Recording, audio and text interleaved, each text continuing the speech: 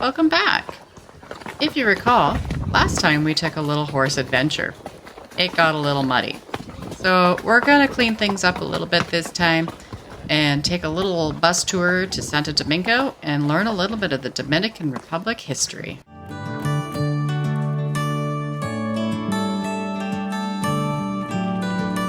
On the highway, it's our way, Route 66, and we keep on driving. We just do what we wanna do. One thing for certain, bald eagles in Canada are here to protect me.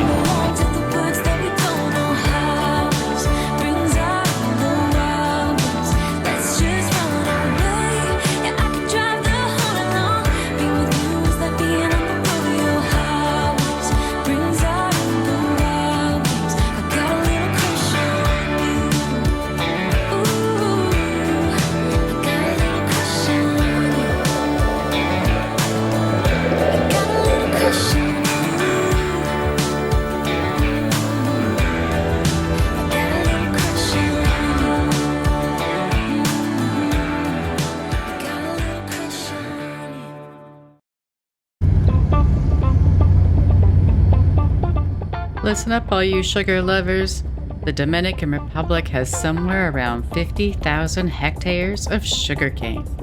Introduced by the Spanish in the beginning of the 16th century, sugarcane is one of the principal agricultural products exported from the Dominican Republic. Sugarcane is a grass-like plant that is harvested twice a year, and based on the fields we drove by, my sweet tooth is happy to see all those plants.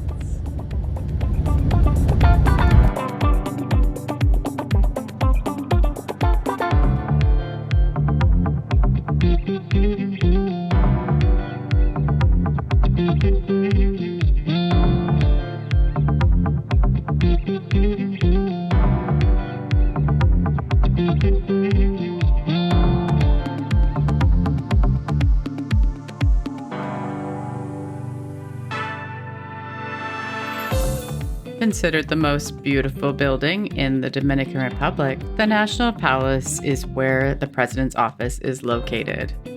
It was the first stop of many.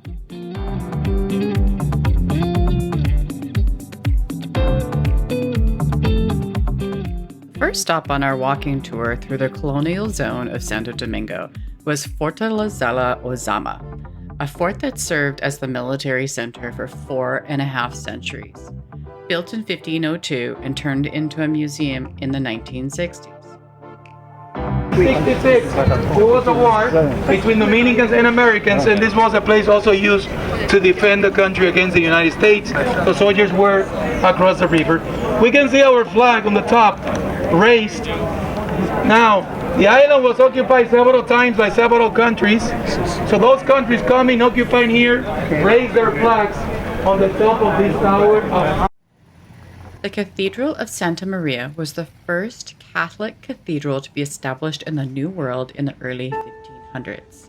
It has ties to Christopher Columbus, English privateers, and holds a lot of historical significance for the Dominican Republic, making it one of the nation's most visited tourist attractions.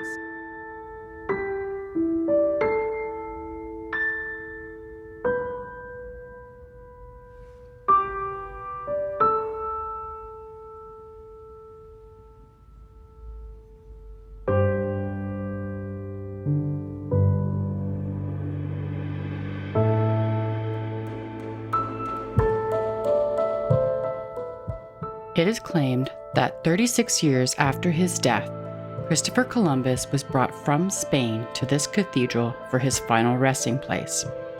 He was moved once more when the Columbus Lighthouse was completed. Spain continues to claim that he was never moved. However, the remains in the Dominican Republic are protected and will never be tested for verification.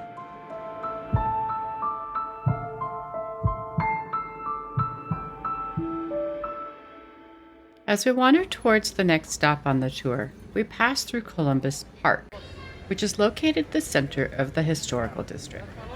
A bronze statue of Christopher Columbus remains in the center of the square.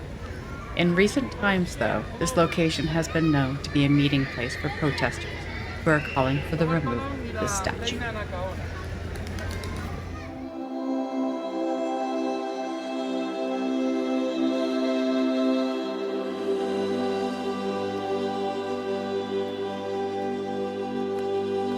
Our next stop was the National Pantheon. Completed in 1746, this structure has been used for a variety of different things. Originally, Jesuits held mass here, but then it was a tobacco warehouse, a theater, and then government offices, and now it is a place where the Dominican Republic have their final resting place for their most honored citizens. Now all of the people that are buried in there will remain alive for us. The heroes never died. In the back of the building, you guys will see on the top of ceiling replica of the Sixtine Chapel, showing on one side the final judgment and on the other the Assumption to Paradise. Burning. He shows right now the sundial.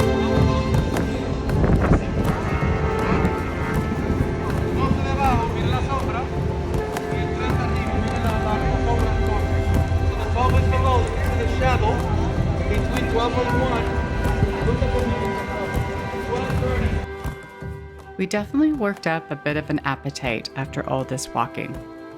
I'll spare you the video, but just so you know, the lunch, it was okay.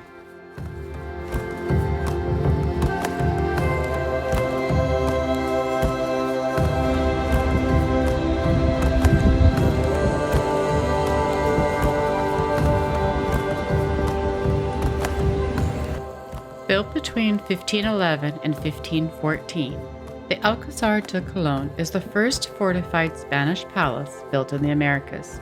It is located in the Dominican Republic's colonial area of Santo Domingo. This is the only known residence of Diego Columbus, Christopher Columbus's eldest son.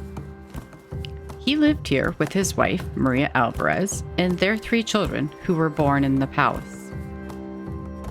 He died in 1526, but the widow remained there until her death in 1549. 3 generations of the Columbus family inhabited the residence, possibly until the late 16th century.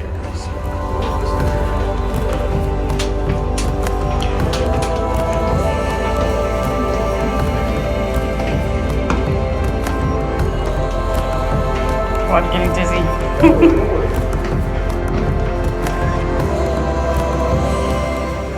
The building was constructed using masonry made of coral rock, and it was built on a plot close to the rock inlet that looked towards the Ozama River. Can you imagine how much different the view is today than it was back then?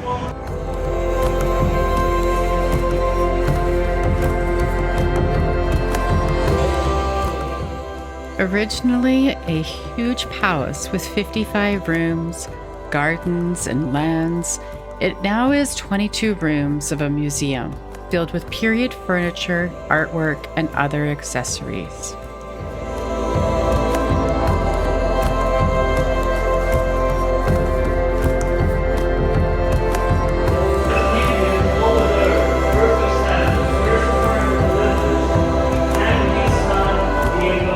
The exhibit is the Caribbean's most important ensemble of European late medieval and Renaissance works of art, which were acquired in the 1950s.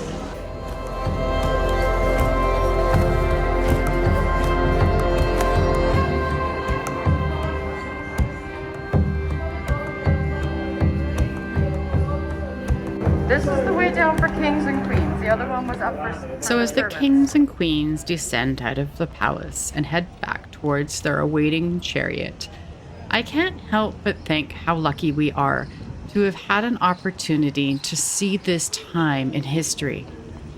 The stonework, the architecture, the exhibits are all pretty amazing. And I'm so glad that even despite Columbus's torrid history, we have that history that we can look back on, and we have those relics that can help us understand maybe what was going on during that time. As we leave the city of Santo Domingo, we drive by the Columbus Lighthouse. This is a mausoleum monument built in time for the 500th anniversary of Columbus's first voyage. This museum is designed in the shape of a cross, and its lighthouse-style feature projects a beam of light that forms a cross shape that apparently is so powerful that it can be seen from the neighboring Puerto Rico.